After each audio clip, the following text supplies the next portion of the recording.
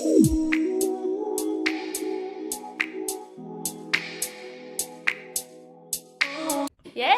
Yeah! Right? Happy New Year! Happy New Year! Hey, what's good? Mark Cordone, creative. If we haven't met yet, I get to work with folks who are up to big things, even some misfits who are up to change the world for the better, whether it be TEDx stages or podcasts or things like what we're going to talk about today. And so I just want to get right to it. I want to get to the nitty gritty and talk to my guest right away. And I'm honored to have her here. She's an immigrant mother, an entrepreneur. She's the founder of the Unity Acting School. And get this, she moved from Ukraine to the United States with her daughter. And her mission the whole time has been to unite kids worldwide through the transformative power of acting. Her school is offering trial classes online in mid-August. All the links are in the show notes below. But let's just get to it. Annie Semenova, what are you doing on my podcast? What are you doing here? Hi, Mark. You invited me. You told me. Oh, is that how it went down? Yes. You told me to dress up, and I did. I wore my new Let's see what we dress, but you Dude! cannot really see it. I knew it. I knew it. Like every time I see you, like you're like high fashion. I think, we're starting a little bit late. I have to admit, part of it was like, oh my God, I need to kind of dress up for Annie because like I can't look like a bum today. But like you look great as always, my friend. You look great. You look handsome. Wow, Annie called me handsome. We can end the podcast now, right? But I want to get to this, right? So, growing up in Ukraine, what is little Annie like? Are you running around being a little actress of your own, like being in your own world and like creating these scenes? Like, what was that like growing up in Ukraine? So I was a little rebel because I had strict parents, Asian mom, you know what it is. Oh, you got an Asian mom. Yeah, my mom's Korean Right and my dad's Ukrainian. So I was forced to play piano every day for 2 hours, and my mom was sitting with a belt next to me. And if I So didn't, Asian. That is so Asian. I know. But all my childhood, I wanted to dance and act, but for not some play reason, piano. not play piano. I mean, I enjoyed performing, but I didn't like to practice every day for 2 hours. You know what? Like what's hilarious, and this was my growing up, was I played piano for 6 years, I think, and violin for 12 years. My first violin was like a box. It literally was like a cigar box because I was so tiny, right? And I remember, I didn't know if you had to do this, Annie, but like whenever we had guests that came over, like I would have to bust out the instrument and play in front of them and stuff. And so there came a time where I got a little bit rebellious, and I would purposefully, before people came over, I would like untune my violin because no one knew how to tune it, and so I couldn't play. And so my parents were so PO'd at me. But okay, but also Are we with trauma music, bonding here? say what? Are we trauma bonding here? We've always been trauma bonding. The fact that you just said you had like an Asian mom with a belt, I'm like, oh my God, yes. Mom didn't have a belt. She had a slipper. That's the way that she ran things, right? But also at the same time, like, it wasn't violin it wasn't music that turned me off. I actually loved music. But I wanted to be like the people on TV. I wanted to be like Michael Jackson. Like, I didn't want to be this kid in a cummerbund playing like old Suzuki songs, you know what I mean? And I appreciate it now, but like, okay, you wanted to be an actor. You didn't want to play piano. Like, where is all of this coming from? You can imagine growing up in Ukraine in like suburbs area. Half of the year it's gray. Half of the year is beautiful. It's an amazing country, beautiful people, amazing food. But I think because my parents were so strict, I was finding a joy in watching Hollywood movies and Hollywood TV shows. And I guess I developed the desires to live like those people, even though I didn't knew that I would live like those people. Like, talk to me about what you were watching. Like, who are we talking about here? I was watching Beverly Hills 90210. Uh-huh. Yeah. 90210. Yeah. I was watching what else? Because I need to translate all the names because I was watching it in Russian and Ukrainian. IT movie, like different aliens, different Yeah, so like basic movies, and a lot of movies that I didn't watch because Soviet Union was buying some certain amount of Yeah, yeah. movies, and I was watching probably 50 movies 50 times. Okay. Yep. Yeah. Yep. I was a big Disney fan. I loved Mm. Disney movies and like the musicals. And I just remember when my dad got a VCR, I would play it over and over and over and over. Like, I was actually talking to our friend Aaron the other Mhm. day, and we were talking about like how we were both like deathly shy. Like, not only was my parents strict, but I was shy. And so, like, what would happen was like I got to create worlds in my room, and it was always like an adventure. It would always be like I'm rescuing someone, and then when people came over, I had to play the violin in front of them, right? But like, but there's a spark there, right? And like, you're I don't like 20 something right now. You're there. I'm not gonna say your age if you don't want, but like here you are still appreciating it, and not only doing that, but creating that for people, Yeah. right? And I think part of being introverted, and that's the same thing for But you're me. introverted. Yeah, until I became an actress, I went got my bachelor. I think that music is amazing. I appreciate it. I love music, but because you have to spend so much time on your own and in your inner world, it makes you introverted. Because in acting, you are forced to go out there, go out of your shell, connect to people, and if you want it or not, you develop this ability, this skill to perform, to show who you are, to express yourself, I and that's feel that, why yeah. I'm passionate about acting for kids. So for you, let's go and Yeah, talking about acting for you, right? There's yeah. there's little Annie running around playing the Hmm. piano. There's a belt there. There's strict parents there, right?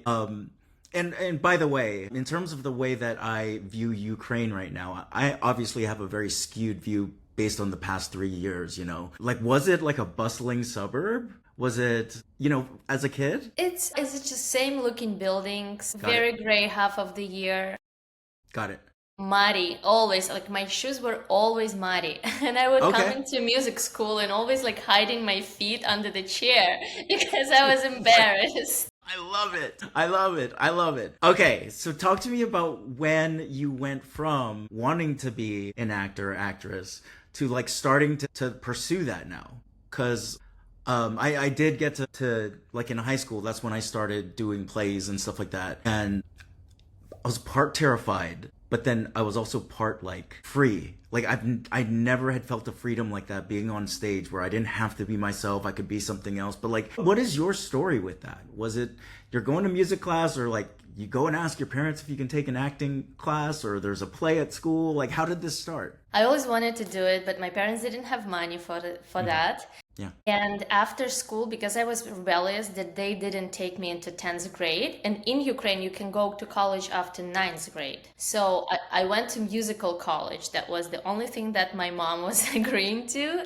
We had, and I think I studied for free. Yeah, I got into the free Scholarship. education. Look at you. Well, in Ukraine, we have a lot of free education. And so, but I always wanted to do one, at that time, I wanted to be a jazz singer. No. Yeah, but I graduated as a choir conductor. And after college, you can go to conservatory for another 5 years. And I was the best choir conductor at my course. And everyone was so shocked that I didn't go to conservatory. And I said, I'm going to save my place, my free place for Yeah. the capital, for the Kiev. And I will go there and I will study jazz singing there. And so after Oh my college, I God. went to work. And my mom was heartbroken because she wanted me to go and be a choir conductor. And I was like, I don't want to be a choir conductor, you know? And so I went and I studied, I worked And then for a she hit you with the year. belt. Not anymore. At that time, I could already take her like shoulders and She must be hold tiny her. then. Oh, okay. And yeah, and hold her and say like, no, you're not gonna do anything to me anymore. Got it. But I still appreciate my mom. She was raising pretty much me and my sister alone, and so I'm just so grateful for everything she. And actually, music helped me to survive for first years in America. So I was teaching kids singing. So I'm still Got it. forever grateful to my mom. Yeah. Got it. There's a lot of different ways we can go here, and we're gonna talk about you going to America. But I Yeah. still am thinking about like Annie, who's was going in the choir direction, and she's like, nope, y'all, going to the Capitol. It really feels like at this point, you're starting to like kind of follow your inner passion. And I'm not totally sure about that, but like if you go against what your parent says and you know what you want to do, like that feels like a big decision. Yeah. Yeah, I've made a lot of hard decisions in my life. Like trusting my gut feeling, and yeah, we'll get to that. So, and I've met my ex-husband, and I moved to Capital, and we got our daughter Aglaya, who's with me here in America right now. And he's like, hey, like musicians don't really make money in Ukraine you don't sell music because everyone's just downloading it for free, and the only way musicians make money, they perform at the concerts, but sometimes it can be in sauna or somebody's birthday, so it's not really, the industry doesn't look the way it looks in America. So he's like, maybe you can choose something else. And I sat down and I knew, because I was introverted, the skill I was lacking in my singing, actually telling the story, to being a performer, to be a storyteller. And I was like, okay, I think I need to study acting. Okay. And so I went to university, I got my bachelor in theater acting. Oh my God, it's incredible. And after half a year, I immigrated to America. Okay. And was that the plan? Was it the plan to... It wasn't a plan at all. Okay. Because I was married and my life was already settled. But then on the third year of college, I went, just out of curiosity, I went to Los Angeles to study for 1 month in Lee Strasberg. And I auditioned and I booked it. And it was so crazy because it was a big project. It was like a big teaser for video game with like superheroes flying, cars crushing, and I was playing one of the leads. And I was like, oh my God, this is so easy. Like Hollywood is waiting for me. Damn you, Annie, you make it look so easy. I guess it's easy when you're a tourist and you have such a, like fun energy and you like happy and you're traveling. But then when you immigrate, it's a completely different story. Because and that was your first experience of the United States? Yes. Was it like it was on TV for you? It was. I was absolutely in love with everything I saw around me, even with homeless people, with food, the way people like outgoing. Like I went to the movie theater and people laughing and clapping and like expressing themselves. In Ukraine, everyone's quiet. No one's like talking. No one's reacting. No one even, I don't even remember anymore, but I think they don't even laugh at comedy. We don't even laugh at comedy. That must be, I'm guessing that there's an inner part of you that when you were little that was kind of expressed and wanted to be out there, right? Because look at the place that you're in, right? You're acting, you're singing, you're doing all these things. Before we even go forward with this, like when it comes to things, and you can say now or then or both, when it comes to you and creativity and acting and singing, do you do it for yourself or do you do it for the audience? And by the way, me even asking it is giving me goosebumps. Either one was right, either one is wrong. But like when you do that, is it for you or is it for the audience? I think it's both. First of all, it's for me, because if I don't enjoy it, no one will enjoy it. I'm gonna make everyone suffer. Exactly. Yeah. And as you said, it gives me freedom. It gives me self-expression. It gives me being in the moment. Like, I think we are truly, truly happy when we 100% in the moment, because we are not in the past, we're not in the future, we are here right now, and that's when I feel myself alive. And that's what acting and performing does. It puts you in the moment. Yeah. I love it. I hope this podcast is putting you in the moment. Because we've got a couple more minutes of this, Annie. Okay, so you're now in love with Los Angeles. And that's what accelerated you to move to the United States. Part of it is that it's a long and sad story of divorce. Okay. But also in 2014, the revolution started in Ukraine. And I think I have this gut feeling because of my ancestries moved from Korea to Russia, from Russia to Uzbekistan, constantly running from something. So I feel like I just have this in my blood when I feel like things are not good anymore and you have to just like, okay, bye. Wow. So you're not a person who sticks around. Like you get this like, okay, it worked for my lineage. I'm gonna go and take the leap before it's bad and I'm gonna regret Yeah. it. Yeah. That's awesome. Yeah. That's Yeah. awesome. And Okay. Okay, go ahead. so it was easy for me. I mean, easy decision, but execution wasn't that easy. And so I took my 5 years old daughter and I took a plane to Los Angeles where I didn't know anyone, like anyone. And I landed. This is like a straight up Hollywood story, right? Yeah. Okay, so you land on the. We're gonna get to that. We're gonna get to the Unity Acting School, but hold on a second here. You land. You're in Los Angeles. You're at LAX, I'm guessing. And like, what happens from there? Are you like, I remember where that homeless man used to be. I take a left over there, and then maybe there's a place to live over here, like, you know.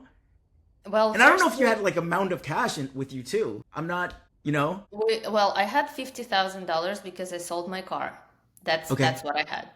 So Yikes. yeah, and we went to the hotel. I think I booked it for 1 week. Was hoping that I will find apartment, but what I didn't know that you have to have a credit story, and you have to, if you don't, that not everyone accepted, but you can pay double or triple deposit. So I was like, okay, and I was hoping to buy a car too. So somewhere in like couple of months, I ran out of money completely. Okay. So Yeah, here and- you are, United States.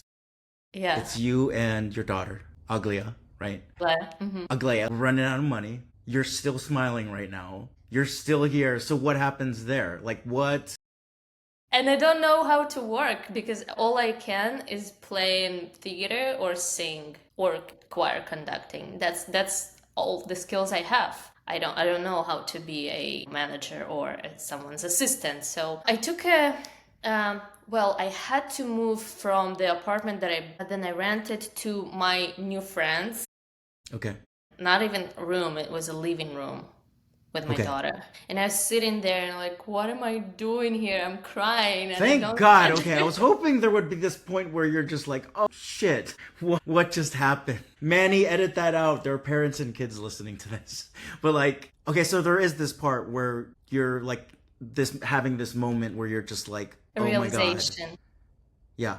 Were you Yeah. regretting it? Or were you still like, I might need to go back? I regretted it a million times, but I couldn't go back because the way I left, like I'm going to conquer the world in Hollywood, Yeah. like it's just my pride didn't give me, a chance to do Semenova. it. Okay.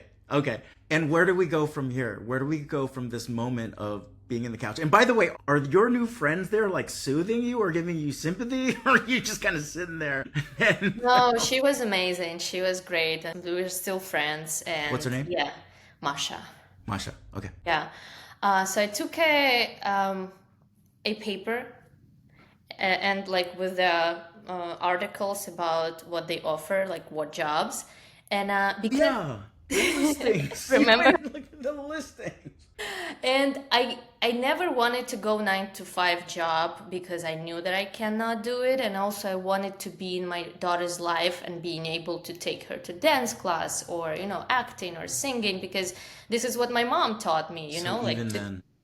yeah, to give your kids the best opportunities, the best education. And no one even offered me 9 to 5, so that's why that's a reason too, because I couldn't do anything except like creative things. And I found this job about being a party character, like Elsa and Anna, or like being this costume. I love this. I love this already.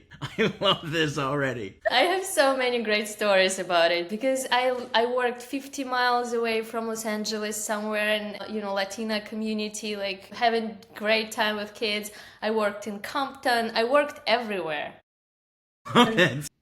Sometimes it was like 120 degree and you in this costume with a little hole for your mouth.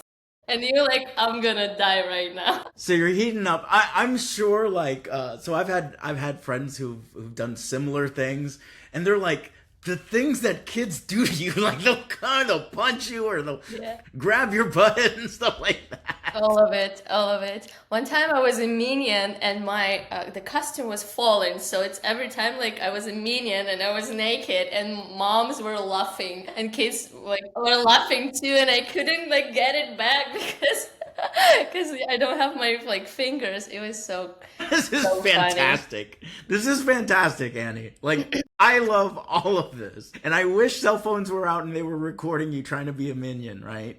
Yeah. And okay, you're still smiling, number one, as you tell this story, right? And then number two, I'm still hearing like this resilience and perseverance and anti-fragility coming from you, right? And so when you were getting those jobs, right? You're coming home from Compton, you're coming home from being a half naked minion, right? Are you sitting there and are you like, yeah, I'm thankful, I'm grateful, or are you still like, oh my God, what is something needs to change? Like I what's in mean, your head there? the moment I was driving home, I think I was the happiest ever in my life because it felt free. I felt like I brought happiness to the families, and I was like holding this cash, was like dirty and wet, and I was like, yes, I did it. Going to an In-N-Out burger. Exactly. I also taught kids singing privately. They would come to my home. I would teach them, and also there when church comes in my life, the Christian Orthodox church called me and like,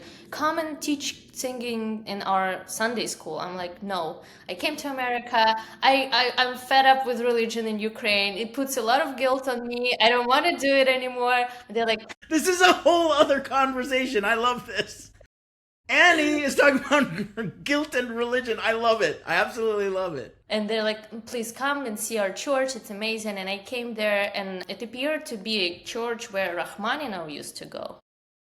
Okay. And I was like, okay, Rachmaninoff used to go, This and is my the musician. yeah, the Yeah, greatest okay. musician, like Yeah. pianist. And I was like, I'm not better than him. Okay, I will stay here and I will teach kids I'm here not better than singing. him. Okay. So I think I've been there for like 3 or 4 years. After some time, the priest, he asked me to create a kids choir that they can sing on liturgy. And I knew it's a big commitment because it would be like Sunday, Saturday, and I took time to think about it. But then I felt like it was a calling, and I was like, okay, I'll do it. So till this day, this choir sings in the church. Yeah. I'm not leading it anymore, but there are other people, and I did it for a year and a half. Do you miss it? Do you miss it? I do miss it. Yeah, Why? I feel like because it's just such a purity of intentions and like connecting with those kids and knowing that you're doing something amazing for community, and no one can do it except you. I was like, Right. Rachmaninoff didn't create a choir, but I I did. did. Suck it. Suck it, Rahman. That makes you second. And then you raise the roof, right? Okay. There's something about you because number one, like we've known each other for like less than 6 months, right? But I feel like we are like brother and sister for some reason. Like when I see you in the meetings and you're acting goofy and stuff like that, we're in self-development stuff. But something I'm also hearing is, and you can tell me if this is incorrect, but when you were little, it feels like you already knew you were destined for greatness. Yeah, definitely. And I have friends who had the same feelings. So we discussed it, and I'm like, yeah, definitely. I felt like there's something bigger out there for me. Like in Moana, Yeah, you like know? in Moana. Something was calling me constantly, all the time. And somewhere deep inside, I knew I'm going to live in Los Angeles. Even though I didn't know how it looked like. I thought it looks like New York. So when I landed first time and I saw these two-store buildings, I was like, it looks like a village. Yeah, yeah. It doesn't look like a big city, but then I figured out that it's a place where there's so many opportunities here and so many amazing creative people. Yeah, it's such an amazing place. So I knew it deep inside in my heart. I knew I'm gonna live here. As a mother, is it something that you want your daughter to feel as well, that she's destined for something great? Or does she already know? or both? I feel like she never was like that ambitious like me and that Okay. crazy about success. But I think from just observing me and seeing my resilience, she like naturally developed this desire. She's like, I want to be a director, and she's studying to be a director right now in like special school for talented kids. And she's like, I want people to study me in universities. I'm like, whoa, that's like that's a huge thing to say. Kind of like her mom who wanted to take out Rachmaninoff. Exactly. So I didn't see this in her, but after some time she developed this ambition and now she wants to go to NYU in 2 years. And this is her only choice. She doesn't want to go anywhere except Like, are we, oh, NYU. NYU. Okay, yeah. Yeah, and Wow. I think even if she doesn't get there, she'll take a year of a break, work on the Okay. productions, and then she'll try again. But I think Okay. she'll get there. I think she'll get there. Because So, she so only have A's. She already directed in amazing movies that get awards. So I think she's the best candidate for that. I love it. I love it. Are you the mom with the belt now? Not at Yeah, all. Like I'm sure. completely Ace. I'm Really? completely opposite. Like because I was never feeling heard or accepted in my home. I knew how hurtful it is and I know it throws you away out of home looking for love outside, trying bad things, External stuff. try to Yeah.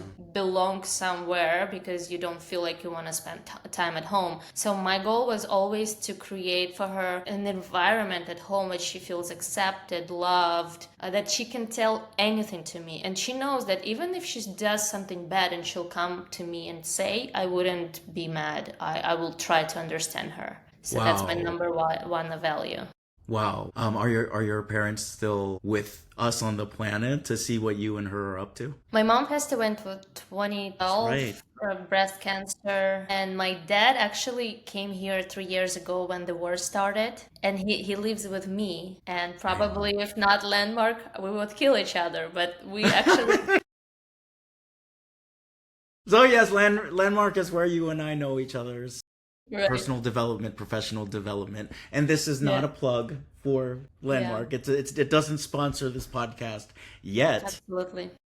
Yet, right? Okay, so you've got a lot of things going on, right? And I actually, not from the landmarks standpoint, but like I do want to talk to you about like that journey of continuing to get better, right?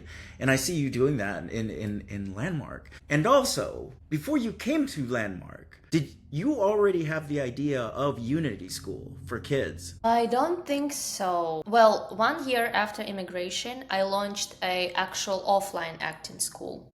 Okay. I've met this amazing dancer who actually still doing what we started back then. And I told him, hey, let's launch acting school because we met. This is the best. Let's just do it. Let's create something.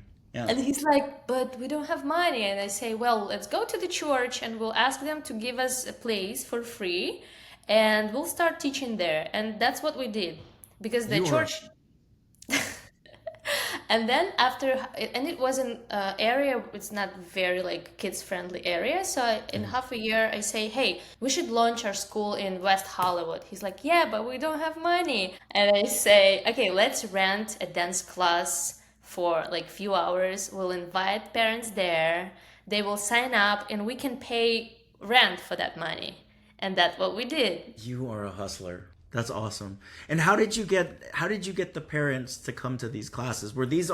These must have been parents already that were coming through the church and then they followed and I'm guessing that word got out about these classes that you taught? Yeah, some of the Okay. parents we already knew, and some of parents came from Facebook groups, free Okay. marketing. Right You on. just Yeah. write a post, invite people to the trial class, they come, and if kids like, they sign up. So I used Facebook groups. And in half a year, I say, hey, West Hollywood is not really a place for kids anymore. Let's launch another studio in Sherman Oaks. That's where all the like families live. And that's a funny story too. And we found a place, but he didn't want to give us for free. He's like, no, you have to pay $1,000 up front. And we didn't have $1,000. And at that time I became and that time I became a friend with my landlord, the apartment that I finally rented just for me and my daughter. So it's after Amazing. like around 2 year and a half, 1 bedroom apartment. Actually, this landlord, he's a blood uncle of Rami Malek. They're like Christian family coming from Egypt. And when Rami was pursuing acting, all the family, they didn't believe in him. They like were laughing. Wait, is this the guy from One Direction? No, it's an actor from Rhapsody. I know who it is. He was in this show called I, Robot or something like that. Yes. Okay. Yes. And he was playing Freddie Mercury. Yes. Yo, he's dope. He's dope, yeah. So my landlord, when he was younger, had a restaurant, and Rami worked in restaurant and was pursuing acting. And so I called my landlord and I asked, "Hey, can you borrow me $1,000?" And he's like, "Yeah, okay." So he gave me $1,000 and we paid for rent in our third studio. And we were running it for 4.5 years. We were producing Broadway musicals with kids. It was amazing, but I burned out. Like not even only from working with kids, but like working with all the parents who went through me. Oh my God. I mean, it's so much stuff. Yeah. And like constantly chasing them, "Hey, pay for a month, it's due." Wow. So after 4.5 years, I was like, "Oh, no, like I have to do something else." And by that time, my daughter started getting her first successes in acting. And parents would just come to me and like, "Hey, how did you do it? Like, help us." So I started like coaching them one-on-one, helping them get auditions, get agent, get like all the package together. And when the COVID hit, I actually moved from in-person one-on-ones to groups all over the US. Got it. And I was able to give away my studios for my ex-business partner, which he's doing to this time, and I started coaching moms. Okay. And it was in 2019, right? The COVID was in around 1920. Yeah. Yeah. Okay. So, hey, are you picking up what I'm throwing down here? Are you digging the Joy Revolution podcast? If so, I invite you to subscribe on this platform. Now, if you want more, I have an online community called The Underground. It's free to sign up. In there, you'll find mini courses inspired by podcasts like this one. You get to connect with other community members. I'm in there. The link's in the description. Let's get back to the episode. You continue to blow up. Your daughter she's starting to get some, I don't know, parts. Is that what it's called? Mm-hmm. Yeah. She's getting some parts. It sounds like she's got a lot of moxie and courage herself and drive like her mom. Yeah. And COVID hits, of course. And I'm sure you're like, yeah, we'll just do a Zoom group. Yeah. So what's happening here? What's happening then in terms of, because I feel like this is now the origin story of the Unity acting group. Yeah. Now, right? Because you stay online, right? I stay online. Okay. I didn't have team at that time. Only my other friend Masha, another Masha actually. Another Masha with another couch you cried on. I'm getting present that Mashas are very good for me. So she helped me to put together some website, very basic like payment buttons or something like that. And I started doing this webinars online. And I remember my first webinar, I didn't even know that Zoom has only 45 minutes for free. So after 45 minutes, everything goes away. And I'm like, oh my God. And I started like sending new links to the people again with come back, and please pay. Yes. And I was able almost to get everyone back. So, and I started doing this for 1 year. I was launching on my own. And then after 1 year, I realized I have to go to Instagram because Facebook groups didn't work as much anymore. And I've met this girl who told me about this whole different completely market of info products and launching courses and all of that stuff. And in 2020, I found my business partner, producer. We call them producers in online course area. And we started launching bigger groups because I was working like 12, 15 people, and we started launching like 30 people, 50 people, 70 people, 100 people. And that's what I do for the last 7 years, around like 5-7 years, and the topic of acting school was always like hovering above me. But because of the traumatic experience of my offline acting school, I was like, no, I don't want to deal with parents. I don't want to do it online. I don't want to do it. And Yeah. last year, I think I had like, what do you say it, identification crisis, Okay. when getting kids into movies and TV shows was not as fulfilling anymore, because I know they're Identity getting, crisis. Yeah. yeah, and I was feeling like I'm dying. Like I think I couldn't find the, like, didn't feel like what I do is big enough, like, Right? That yeah. calling still is there. Yeah. And I was like, okay, it seems like this Unity acting school, like this school is hovering above me and I need to start thinking about it. And obviously for me, the number one problem that we have in the world right now is a war, and especially with my country and everything that's going on in Middle East and everywhere, all over the planet. And I knew that fighting it, or from the level of conflict, we cannot win, because that would be just another conflict. I knew we have to rise above it and come from the place of love and unity and connect kids and develop in them this empathy to each other. When they see that, yes, this kid, they look different, maybe they speak different, maybe they have different religion, but we actually having fun together. We actually enjoying each other. And so I have this hope that these kids, when they grow up, they know that there is no point for the conflict. That is so cool, Annie.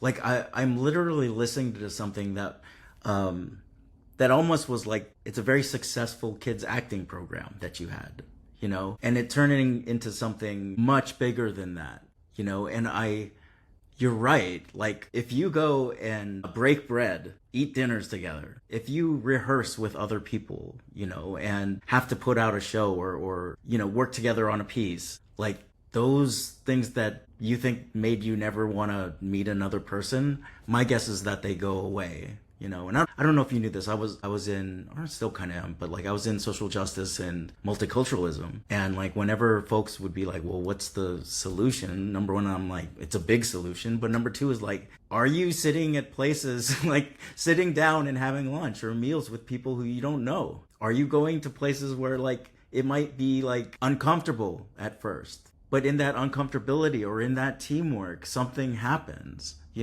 And so like I'm seeing something that, I'm seeing a person with a lot of drive, right? Almost like a workaholic mentality, right? Someone who is always looking at the bigger picture. And then like I'm also seeing someone who is like, yo, this is a big solution now. This is a big solution. Wow, now I'm honored to have you on my podcast. It's not like I wasn't honored before, Annie, but like, yo, this is a big deal. Yeah. And acting, it's just a vehicle that we're using to get to the bigger picture. Yeah. How so? Because it's fun. It's like a bicycle. Like we use transformative power of acting, uniting kids in this playful, safe environment, but they learn about each other.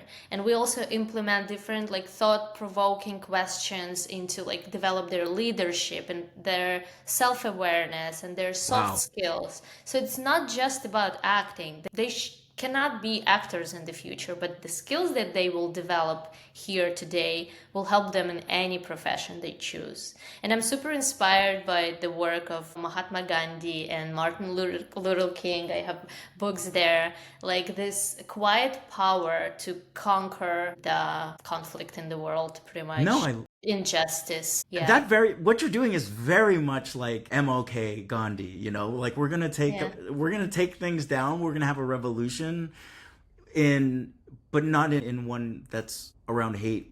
Yeah. It's one that's centered not around in a respect. violent. Yeah. Yeah. With Nonviolent communication. Like, Yeah. all that stuff. Okay. I don't even know where to go with you at this point because like this thing has gotten so big, right? And okay, so is this also the reason why you continue to go into self-development and professional development programs? Because you can take what you're like some of the communication things that you're learning and bring it back? Or is this again just for you and your drive being like, I'm Annie and I'm constantly striving to be better and better and better? Well, yeah, I definitely always like to grow. It's number one thing. But also, and I think every immigrant will agree with me, that coming into foreign country country, you feel like sometimes that you're not enough, or you're not enough to hire Americans to work for you. And so now I'm in this point. For now, I have 8 teachers in my school, and all of them, they are Americans, they're citizens. They are in some ways are more experienced actors and teachers than me. And I have to be a leader for them. They, like I have to if I want to build this team. So yeah, that's why I'm taking this course about team and leadership, because I just want to be a better leader for them. I want us create good results for kids, because my teachers are awesome. They're like working actors. They are on the like major shows on Hulu and Netflix. Yeah. And I want to be a, what do you call it, like authority for them. Sure, sure. Do you ever feel like you have imposter syndrome with them? Where you're just like, what? You do. Absolutely. At the beginning, I was scared to tell them what to like, to tell them what to do. Can I ask them to do this? And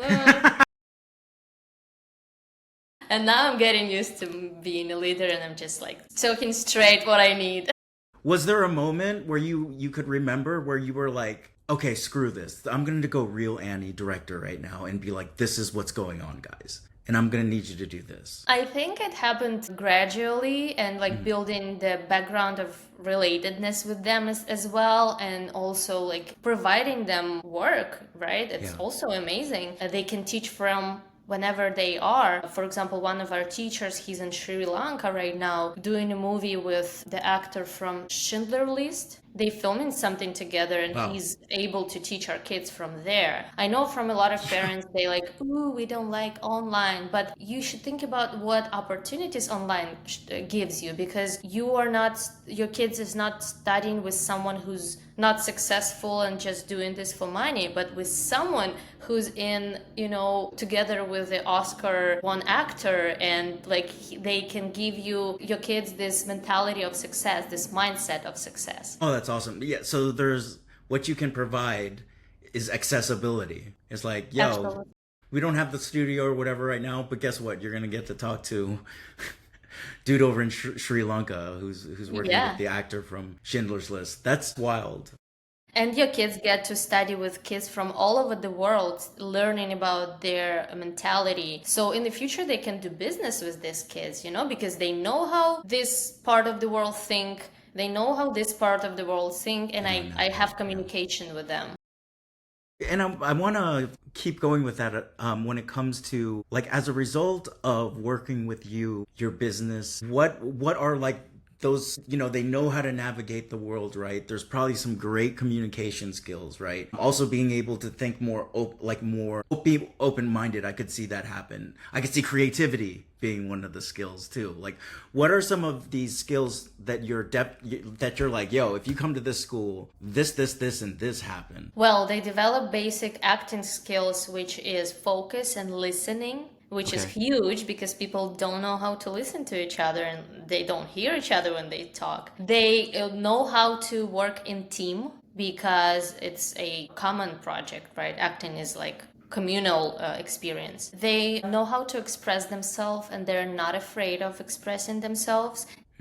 They know that their opinion and their voice matter, and it's important to share your opinions and thoughts. Well, in general, we created this 2 years program where first year is core and advanced, and second year it's for you if you 100% know that you want to work in the industry. And second year it goes deeper into like auditioning and stuff like that, but also into producing your own movie. By the end of the second year, they have 3 minutes movie that they wrote, produced, hired actors from their family, like grandpa and grandma. Oh my God. Filmed it on their phone, and it's super cool for those parents who maybe they don't want to go into movie industry, but they want their kids to be YouTube creators, because not everyone understands that even to create a small piece of content, you have to write it, you have to produce it, you have to hire a team, you have to like know how to edit everything. There's storytelling, there's everything that goes into it for 30 seconds. It's wild. It's wild. Do you have any parents who are like, I see my kid become like that, can you teach me? Like, no. How to create content for adult people? No, I want to be an actor. Annie, I want to be an actor. Can you take me in? Well, Well, okay. I used to have a course for adults, but now we're focusing on kids. But a lot of moms who take my course, they start acting after. And some of them, not only commercials, some of them even started being actors in movies. Because they learned Yo. the ropes and they're like, Yeah. okay, now I know how to do it. I can try it for myself. So you can even empower the parents whose kids are taking your classes. Yeah. I'm gonna be very greedy right now. And I also want the listeners to participate with this. If this is your first class and I am your student, right? What is the first thing you're gonna say to me? Like, what's the first exercise you have for me? I have a feeling it's a listening exercise. Well, it's a warm-up exercise, and I think at the beginning we just get to know each other and share some interesting thing about yourself, or like your favorite I don't know, country you traveled to and what was the most amazing thing about it. And then we try to mix thought work with like physical work. So second, they have this amazing, because our trial class system is pretty much the same for everyone. Yeah. And so it's a fun game when you have to run into the woods and there's the branch coming and you have to like sit down and there's a rock you have to jump. So it develops It's like a your video focus. game. Yeah, it's a video game, but in real life with real teacher. And you have to be very focused, and it develops your focus and it helps you to be in the moment again. I love Very it. important. I love it. Folks, I was in higher education for a while, and folks will ask me, like, what was the greatest? I had a lot of students, and they're like, what class should I take? Or what was the favorite class you ever took? My favorite class that I had ever taken was Acting 101. Was Acting 101. You know, like kind of coming back to like shy Mark. And I mean, like, you know that I'm a goofball, but you're perceptive. I see how perceptive you are. You know that I'm an introvert. You see that I don't speak up when I don't have to, right? And things, right? But that course changed the way that I saw myself showing up in the world. And her name was Brenda Bynum, the actress, right? Or she was an actress from Atlanta, right? And every class, we always started out by declaring our name, right? So like I remember being like, my name is Mark Cordone, right? Then I just remember towards the end, I'm like, Mark Cordone! It's just like this expression and this freedom. And as a person who's been through that as a young child, and now seeing your daughter go through it and seeing so many people being impacted by this, right? Like when it's you in your own world, Annie, and like maybe no one's kind of looking at you, right? And it's just this moment that you have to yourself. Like what is the most like proud moment of your life? You've had a lot of moments, right? And I already know that being a mother is up there, right? Yeah. But then also for you, as a little kid who was destined for greatness, and as a person who's still not chasing it, but as a person who still believes in excellence, what has been that moment? That's just like, I think besides my daughter, which is definitely maybe number one thing for me, like her the way she turned out. I think somewhere in the childhood, I made the decision to follow my dreams no matter what. And maybe it was at the beginning, it was like to prove something, or it was like out of, compensating something. But today I choose it consciously. And yes, sometimes I need to make some sacrifices, some relation, even like love relationships sometimes suffer because I always choose my career and my dreams. I can relate. Or maybe I haven't met someone who's, aligned with my dreams, who value me for that follow my dreams. It's Not very, a lot very, of half Korean Ukrainians that you're in this named Masha. yeah. So really, it's Yeah. what I'm hearing is that through the accelerated movement to the United States, through the breakdowns on Masha's couch, through the God, mom, like I'm not gonna do it this way, like through all of this, is there like what I'm hearing is that there always had been that perseverance where it's like if you give up, you will regret it for the rest of your life. Like that's what I'm hearing in the background, and I don't know if that's completely true, but like that's the way that I'm listening to your story. Yeah, that's to be loyal to your dreams. What have you learned from Masha? I'm not Masha. Not From Masha. which one, first or No, no, no. second? Your daughter. Your daughter. You guys, you've said so many Mashas. I call everyone Masha now. What have you learned from your daughter? I've learned so much. I cannot even. Well, I always say that she's the reason that I didn't, became alcoholic or drug addict, or because I always had someone that I have to take care of, and if I didn't want to wake up from my bed and not wanting to work today, I would do it anyway because I had her. I had her She's to your take care muse. of her. She's She's my your muse. muse, and she's my what do you call this thing in the ocean when the ship goes and see this light? Lighthouse. Yeah, she's my lighthouse. Yeah. Got it. Got it. So she keeps you straight and narrowed and focused on going. That's amazing. I don't know, like, I did want to talk about, like, what your spirituality looks like now, but, like, I'm going to frame it from the standpoint of the relationship you have with your mother, right? Or had or have. I still have a relationship with my father, and he's not physically on this plane, right? What would be the thing that, like, if you guys sat down for tea for just, like, one last time, what would be the thing that you'd want to tell her? That I'm very proud of her. Of your mom? Oh, my mom. I thought it was my Yeah. daughter. Oh, you did? I Well, thought that's it was my good daughter. too. I'm glad that that's good too. In terms of your mother, if she came in and was like, "Let's sit down for a cup of tea for a little bit, and then I'm gonna go." I would tell her that I love her. This is her with Aglaya. Aglaya is 2 years old, or 2 days old. Yeah, And I you see, love my it. mom is very Korean. Very Korean. I would tell her that I love her and I'm forever grateful for Okay. everything. What do you think she'd Even tell for the you? belt. I was gonna say. I was like, I'm sure she would have been like, "I told you the belt were." Right.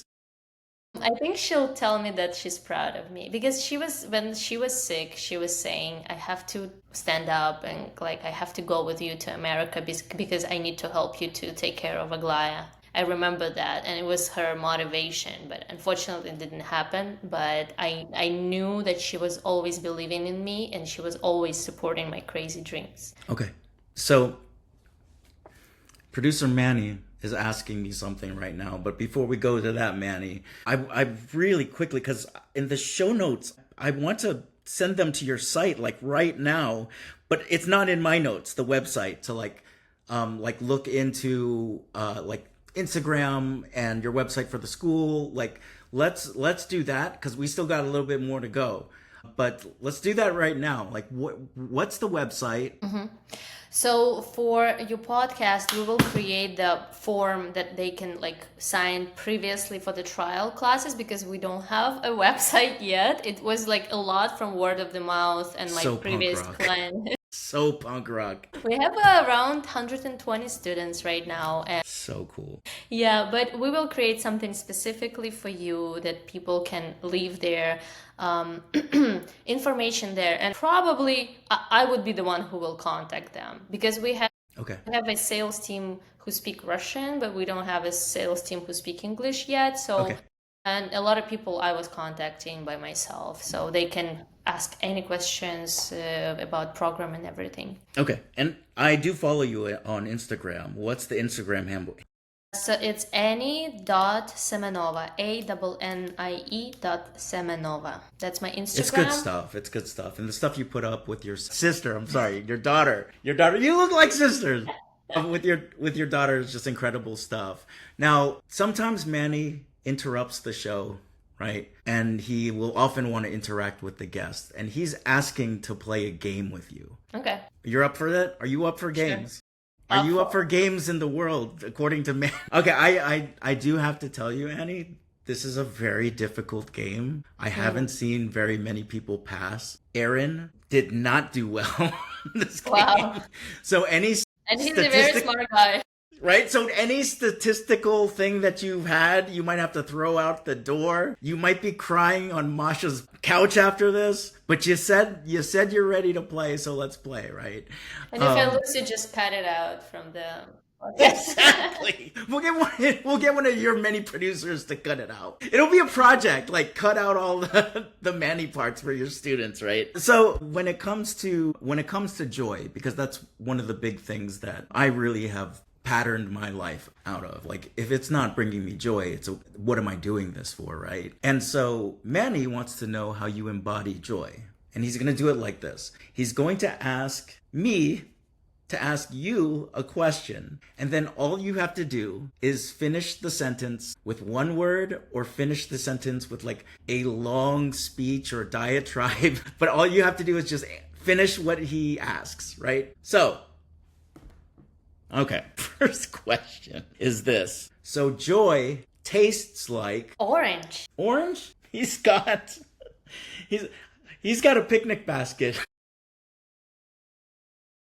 And he's holding it up to me. He's holding it up right in front of me. I wish you could see this. And he's opening the picnic basket. And it's full of oranges. Oh my God. And he's not even peeling it. He's just biting right into the orange. He loves oranges that much, Annie. +1. You got one right. Oh my God. I never see people do this. Yeah, right? I have a short story about joy. I took my daughter a few weeks ago to this church, which is not even our church. I just knew they just launched because they moved from, I think they lost their amazing building in Hollywood, so they moved to Studio City, and I just wanted to support them. And the priest is amazing. He looks like a mafia Italian guy. He's very charismatic, and every time he speaks, it's amazing. And so he had this huge speech about joy. And I saw that my daughter actually very enjoyed it. And in the end, I asked her, like, did you like it? And she's like, you know what? You always told me that you can choose happiness. And I didn't understand what you mean by it. But today I got it. Like, you can actually just choose to be joyful. And after that, few days later, I went to this movie premiere and I didn't even drink. I'm not drinking right now. And we went to after party and I was dancing like more than anyone. And the guy came up to me, who's the doctor from the movie, and he's like, God bless you, Joy. And I was like, wow, okay. Now, you know I'm a great dancer, right? So I need to rate you. Like, are we talking about like raising the roof? Were you doing any of that? Were you doing the sprinkler? I don't know if they ever taught you that, right? It was The like supermarket? electronic music, like, like cool. Oh, that's electronic your music. jam. That's your jam. EDM, that's my jam too. All right. Guess what? Manny loved your story about joy as a choice. He's giving you one more point. 2 points going into the next question. Yeah, he's still eating the orange, right? Okay, so here's this next question. You got 2 points. So Annie, joy smells like Oranges. I think you know how to play this game. So Manny obviously still has an orange in his mouth, but he's stopping and he's sniffing it. Smelly. He's smelling it. And a single tear is coming down his cheek. Like oranges, congratulations. You have 3 points. I've never seen anyone have 3 points this far in the game, right? That's what I'm talking about. You're killing this one today. Aaron, I'm sorry. You should have studied this. Okay. Joy sounds like... It sounds like kids laughing. I didn't even notice that. But Manny is standing in the middle of the studio. and there's kids holding hands in a circle around him and laughing at him. And 2 more tears are coming down his cheek. One Joy does joy, sound... and One for tear of shame. Exactly. You know what's going on. I cannot believe this. We're going into the 4th question and you have 4 points. We might have to cancel the show after this because it's not supposed to go like this. All right. Question number 4. Yeah, question number 4 and you have 4 points. I don't know how you're going to lose, by the way. So joy looks like... Looks like eyes of the person next to you. Or what do you call it? Like above you? No. In front of you? In front of you, yes. Okay, so since I'm in front of him, Manny, do my eyes look like joy? Another tear is coming down his face? But he's going, no! My eyes do not look like joy. Annie is wrong. Minus 1,000 points. I told you this is a hard game. How did this happen? You are now at minus 996 points, Annie. I told you, look, he gave you another -1 point for doing this to minus 995 points. Okay, let's just finish this. This has been brutal. I thought you were going to come close, but obviously this is not going to end well. So let's just answer this last one. Annie, joy feels like. Joy feels like tinkling. Tinkling? Yeah. What's that? What's I don't know, but it's like almost like your body's tinkling. Tingles. Sorry, I'm still learning English. Tinkling is what my son used to ask me to take him to the bathroom to do when he was young. Daddy, I gotta go tinkling. We're not talking about that, Manny. We're talking about feeling the goosebumps. Feeling the collywobbles. Feeling your legs get weak. Feeling the tingles. Manny is buttoning his shirt down and he's taking his shirt off. And it's all tingles all over the place. He has tingling all over the place. Goosebumps. Plus 996 points. Manny, congratulations. You have won Manny's game. We can pump it up. But now I have a bonus question for you. And by the way, is that a tat? Do you have a tat right there? That's nice. Swallow. Yeah, nice. It's the bird who always comes back. So at some point I will come back to Ukraine to help kids. Manny just gave you a bonus point. Yay! 2 points. Congratulations. Okay, so my question is this, right? So the name of my company is called The Joy Revolution. The name of the podcast is called The Joy Revolution. And it's 2 parts, right? This is when, number 1, you've been overwhelmed so much, the tingling, so much that it feels like your heart is overflowing with joy, right? And it sounds like you felt like that before.